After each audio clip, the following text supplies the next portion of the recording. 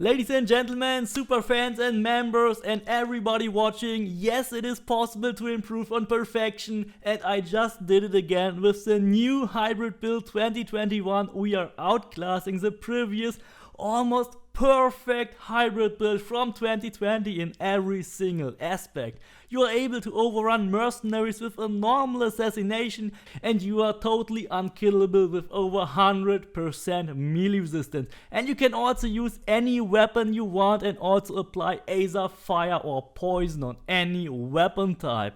132,000 warrior damage combined with 560 or even 570,000 assassin damage, that's the new benchmark with 100% resistance and 625 critical damage. So most of the additional damage comes from the increased critical damage, but you can also make an insane poison based sword build which can deal almost 5 million with a charged heavy attack. The sword variant will be our main build variant, but let's first check out all the damage values for all the other attacks. We will first start with a poison dagger, and as usual daggers deal 2 consecutive attacks. The first attack is always a little bit weaker and then the second attack deals the double amount of damage. And with an overpower animation cancel you can get over 14 million damage. With a fire sword you can get around 950,000 with a light attack. The heavy attack will have a whopping 1.4 million and the charged heavy attack will easily get 4.3 or even more than that. Also here the overpower animation cancel will top around 14.5 million damage. Access will have a 1.7 light attack and also around the same 1.7 swing heavy attack. The charged heavy attack will then have 2 double swings here with 2 times 1.7 and the animation cancel also 13.5 million in this case. Then we switch back to fire with our blunt dealing 1.6 million damage light attack, 2.3 million heavy attack and over 5.3 million with the charged heavy attack. The overpower animation cancel will top out at 13 million damage.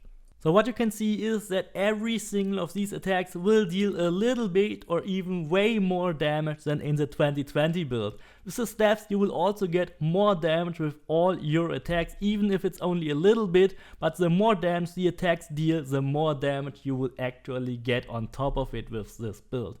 So the normal light and heavy attacks will have a couple 100,000 more damage, and the big attacks like the overpower animation cancel will have 1 to 2 million more damage. The only downside still is that spares and staffs cannot do an animation cancel, so you will get 2 million damage per hit. With Ares Madness you will be able to deal over 10 million activation damage, and you can also overrun almost every mercenary in the game, even in the frontal attack, no matter at which daytime. And since this is a triple super hybrid, even the hunter attacks with the ghost arrows will deal over 4 million damage easily. With the multi-shot you will still deal over 3 million damage, with the devastating shot over 5 million damage, and with the predator shot it will be even over 7 million damage. I definitely recommend the poison variant for this build because then you will deal a slightly bit more damage, but I will show you the exact math and the calculations between fire and poison also when we come to the build. And I will also show you every 6 weapon types, all the modifications which you can do with fire and with poison, so that will all be included in this single video. And if you haven't checked it out, you can also join the Discord, become a member or a super fan to get personal build advice and more. And special thanks to my super fans Bruce and Grateful Golem as always. Here in the inventory we have the 132,000 warrior damage and 560,000 assassin damage. And thanks to the big combo, of course, we will also have 132,000 hunter damage because the big combo uses your warrior damage when you shoot arrows. I will first show you the sword variant, explain you everything you need for the sword variant, and then we will quickly go through the other variants for the other weapon types as well. For our sword we will use a perfect warrior sword with warrior damage, 50% critical damage and 30% damages swords. And here we will place the convert 50% assassin damage bonus to all damage. That engraving can be acquired from Atlantis episode 3, and if you even want to increase your assassin damage further, then you can use a sword which has assassin damage on its primary engraving, but in general the 625 critical damage should be enough together with 560,000 assassin damage to assassinate almost every mercenary even on Nightmare. The assassin damage conversion actually converts the percentage values, not the real assassin damage value, it uses the percentages. So for example, when you have 100% assassin damage and you convert 50% to be warrior and hunter, and you also use the bighorn bow, you will actually get 80% warrior and hunter damage. So you get the maximum of all the three when you use the assassin damage conversion, when you start with your assassin damage and then convert it and amplify it with your bighorn bow. That is the best way to build hybrid builds together with the bighorn bow. An easy way to get a perfect epic sword is when you get Hater's Harper from the A Friend in Need quest in Attica. But you can also get a similar sword from Blacksmith as well. The biggest change here in the build actually is on the Spartan Javelin. The Spartan Javelin is a unique weapon, the only melee weapon in the game that has 30% melee resistance, and here we engrave 50% critical damage. That is the only item where we could have engraved 50% critical damage additionally to the 2020 version. Previously we had armor penetration here, but armor penetration actually turned out to be weaker than 50% critical damage. So 50% critical damage gives us way more assassin damage because armor penetration wouldn't help with assassin damage at all. That's why we could also reduce the assassin damage a bit, favor a little more warrior damage. And the critical damage is also still giving us more damage with every weapon type, including our bows. And that is really astonishing. I just didn't thought it had such a big impact, but with these high values, having 50% more crit is more valuable than armor penetration. The Spartan Javelin can be acquired during the Mykonos questline when you follow Taleta's quest and kill the last commander on Delos. And then for the bighorn bow, we'll use the 100% damage but health capped to 25%. That is actually no problem because when you have 100% melee resistance, you will completely be immune against 90% of all attacks, because 90% of the attacks in the game will be melee attacks and the rest is range and elemental attacks, and you won't die from a single range and elemental attack. It will still take you 2 hits to die. So you will be really safe, you can just heal yourself and be back at full health, or you simply go with another engraving. And the most obvious then would be in fact to use armor penetration here instead of the 100% damage. But then of course you won't be able to assassinate mercenaries with a normal assassination on Nightmare anymore. The bighorn bow is actually a Helix store item, but you can use your 200 free Helix credits to buy it for free. There is no other item in the game that amplifies your damage like the bighorn bow. It cannot be replaced by another bow or with a bow with the same engravings. It will not work when you not use the original one. For our headgear, we use an assassin hat with damage swords, critical damage, and then we engrave 20% crit chance while full health. Of course, the engravings can also be in a different order, but make sure that you get all the same engravings on your final item. For our bracers, again we use an item from the 3rd episode of the Atlantis DLC, the Stolen Isu bracers, one of the only bracers in the game that has 20% crit chance, which can normally not occur on bracers. The bracers can be found in the Domo of Meneseas in one of the final story missions. We will engrave another 30% melee resistance here on the Stolen Isu bracers. Then we use the Persian Warrior's Waistband. That is also a unique item because it is the only belt in the game that has 50% critical damage. That sounds weird, but normally you can only engrave 100% critical damage on the belt. So 50% is unique, and you can find that item on the island of Salamis in the ruined sanctuary of Ajax. The final engraving on the Persian Warrior's Waistband will be 100% critical damage while full health, of course. For the torso you have actually 2 options. The version here is for the fire version. For the fire version you should have assassin damage, 10% all damage, 50% critical damage, and then you can engrave another 20% assassin damage. You can engrave another assassin damage when you have fully upgraded it to 20% as long as it is not on the 2nd or 3rd position. But when you want to make a poison build, for example poison dagger, poison sword, or poison staff, poison spear, then you should use that torso here with assassin damage, 40% poison damage, 50% critical damage, and then another assassin damage. Going for poison damage here might actually look as the best option at first, but the difference between poison and fire is actually very slim, because you have to keep in mind that when you use poison you only have 25% poison damage from your abilities compared to 40% which you get from fire. You get both 20% from the Masteries, and then on the fire torso here you would have 10% warrior damage, which would be amplified by the 90% weapon factor to be 19% instead of 10%. So that would be a total of 79%. So that really mitigates the effect the poison damage actually has. So poison has the upper hand, but it is only 6%. You have to keep that in mind when you do the math. That is the reality. But that's only true for Hunter and Warrior. For assassin damage you will actually lose 10%, because your poison or fire damage will not be added to your assassin damage. So the poison build would be better for warrior and hunter. You can deal up to 4.7 million with a charged heavy attack with your sword, but when you want to get more assassin damage, then you rather use the 10% all damage and the fire build instead. On the boots then we have assassin damage, 20% crit chance, 100% crit damage and another 20% assassin damage. That will give us the following stats of 316% warrior damage and 354% assassin damage. We have 90% damage with swords, 100% crit chance and 625% critical damage. In the fire build version we would have 60% fire damage, then we have 100% melee resistance and a couple of health and armor bonuses. In the poison build version we would have 10% less warrior damage, still 90% damage with swords, 100% crit chance, 600% critical damage, but then we will have 85% poison damage. That's the 85% I already calculated, but don't forget that you also get 10% warrior damage, which will be an additional 19% when you use fire. When we take a look at the dagger version, of course, you use a perfect warrior dagger here with warrior damage, damage with daggers and critical damage. Here is the same engravings, the convert assassin damage, Spartan javelin with the crit damage, bighorn bow with the 100% damage but health capped, and then we will use a helmet with damage with daggers instead of damage with swords. The reason why you should not use the Oxesa's Helm of Darkness with melee resistance and damage with daggers is that you would lose a lot of assassin damage and 50% critical damage when you do that. Then you get the same stolen Iso bracers with melee resistance, Persian warrior's waistband with 100% critical damage engraved, and then you can again decide if you want to make a fire build, then use the 10% all damage, or you use a belt with 40% poison damage. And the boots are also the same as in the sword build. For the axe version, of course, you use a perfect warrior axe with warrior damage, damage with heavy blades and critical damage, Spartan javelin with crit damage, bighorn bow with 100% damage. But then we use the helmet here with assassin damage, 50% critical damage, 20% crit chance, and then we engrave another 20% assassin damage on it. The next two items, Stone Iso bracers, Persian warrior's waistband, are unchanged, but then here on the torso we have assassin damage, 50% critical damage, 30% damage with heavy blades, and another assassin damage.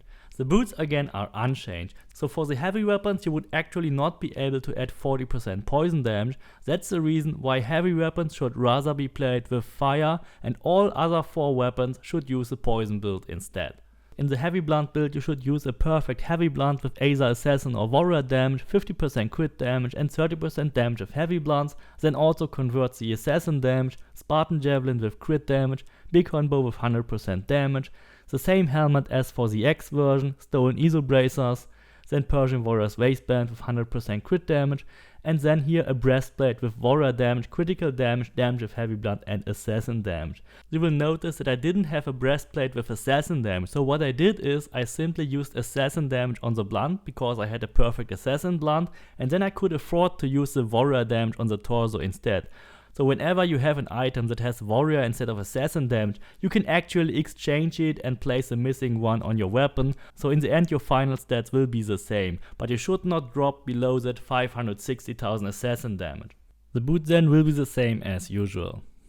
The staff version, very similar, perfect warrior staff with warrior damage, 50% crit damage, damage with staffs, 50% critical damage on the Spartan javelin, 100% damage on the bighorn bow. Then the helmet is the same as in the heavy weapons version, Stone Iso bracers, Persian warrior's waistband. Then the torso will be the same as in the dagger and sword build, where you can again decide if you want to go with the 10% all damage or if you want to go with 40% poison damage. The boots will have assassin damage, 20% crit chance, 100% critical damage and 30% damage with staffs.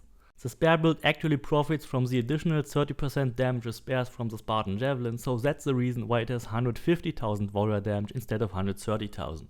We will also use the perfect warrior spear with warrior damage, damage with spears and 50% critical damage. That can be the Harvester of Time, which is a store item, so you don't have to grind it. If you want to buy it, then you can get it, but you will also be able to get similar spears from the blacksmith. Then of course the same Spartan javelin with crit damage, bighorn bow is 100%, then the same helmet here, assassin, crit damage, crit chance, assassin damage, Stone Iso bracers, Persian warrior's waistband, then the armor where you can decide for 10% or 40% poison damage, and then the boots with 30% damage with spears. So if you already have the corresponding weapons and some of these can also be easily acquired, then you only need the helmet, the torso and the boots for any of these versions. For the basic variant, no matter which weapon or which elemental type you use, you will need around 200 points. There are a couple of points which you can actually skip because I used poison and fire here to show you both options. For the abilities, you should definitely get Sixth Sense. Sixth Sense is not only slowing down time and multiplying your hunter damage, it also enables you to overrun mercenaries in a frontal attack. That means when they see you, time is slowed down and you can still perform a normal assassination. By putting 2 points on Arrow Master, you will unlock both the poison and fire arrows, and you can decide which one you actually want to use. When you go with a weapon like dagger, swords, spears and staffs, I would recommend you to use the poison version. Only for the heavy weapons, fire version is better. For the hunter abilities, you can decide which ones you actually want to use, multi-shot, devastating shot or the predator shot. I would prefer to use the devastating shot, then you can skip the points on predator shot for example and save a couple of points here as well. Archery Master however is mandatory because it also refills your first adrenaline segment, so that gives you an extra adrenaline every time. Then you can use 1 point as a bridge to unlock the ghost arrows of Artemis as well, because the overpower bow strike is not working properly when you use the big combo. The charged heavy attack costs you no adrenaline and it is the best adrenaline free attack in the game. It can multiply your weapon damage by a factor of 2 or even 3 when you use swords. Of course it is also good when you use heavy weapons and especially when you use spares. Then of course get the passive abilities Weapons Master for 40% warrior damage, 10% crit chance, get Gear Master for more resistance, and then use 3 points on flaming attacks if you want to go the fire route. That will enable you to activate fire whenever you want it without having any cooldown on it. With Fire Mastery then you will get 40% additional fire damage. When you do the same with poison damage here in the ability tree, then you will only get 25% poison damage from that. So you have to keep that in mind always when you decide between fire and poison. Then of course you should get the overpower attacks. Overpower attacks can deal up to 14 million damage in this build, and then Ares Madness. Ares Madness is the enhanced version of Battle Cry of Ares, so don't use the Battle Cry, you have to get Ares Madness to deal these 10 million activation damage. Fury of the Bloodline is also a DLC ability. It is very good for refilling your adrenaline bars. It deals 50% of the overpower total damage. And of course you should get Ring of Chaos and also the health refill as usual. In the Assassin tree you should always get the Shadow Assassin, because with Shadow Assassin you not only get 40% assassin damage, you also get 50% critical damage, and that is helpful for any playstyle. When you then go the poison route, you should put 3 points on venomous attacks so that you can activate your poison damage every time you want it.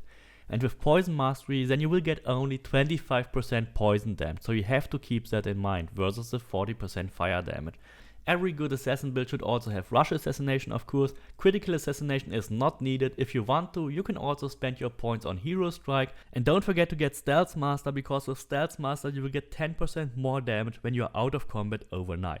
And that also applies for Hunter and Warrior as well. For the basic variant with around 200 points, I suggest you to use the following mastery point distribution. Put 12 points here on crit chance and 12 points on critical damage. Then you will be at 98% critical chance. That would be fairly enough to almost get a critical hit every time. Of course, if you want to have 100%, then you will have to spend 8 more points here on the crit chance and then another 5 more points on the crit chance at full health. But you can also save these points and rather invest it in something different to get more damage. If you play this build with a spare or staff build, then you should invest 15 points here on either damage with staffs or damage with spares as well. In the warrior tab then you should go for warrior damage, and of course here also we have the heavy blunt and heavy axe damage. If you want to play with heavy blunts and heavy axes, then invest 15 points here on either damage with heavy blunts or damage with heavy axes.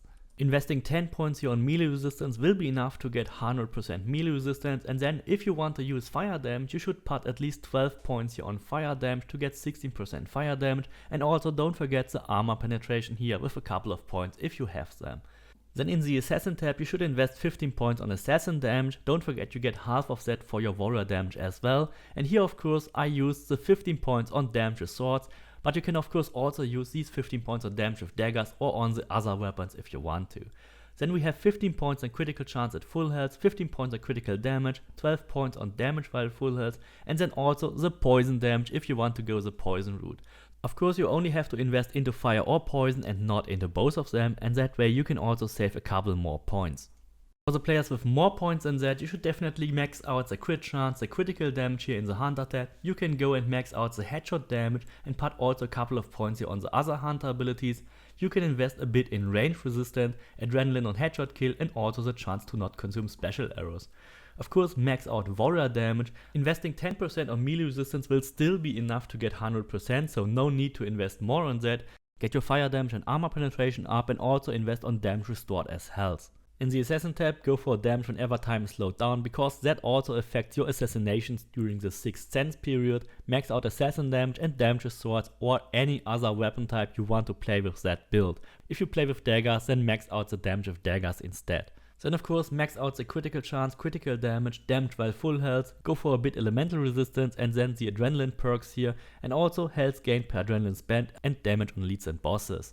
That's it for the new 2021 hybrid build. You can use it with any weapon type with either fire or poison damage, so this is the ultimate modular build you can use with anything you want. You will probably not need any other build because you can simply use this build and modify it. I hope you liked this video. Please don't forget to subscribe, leave me a like, and see you next time.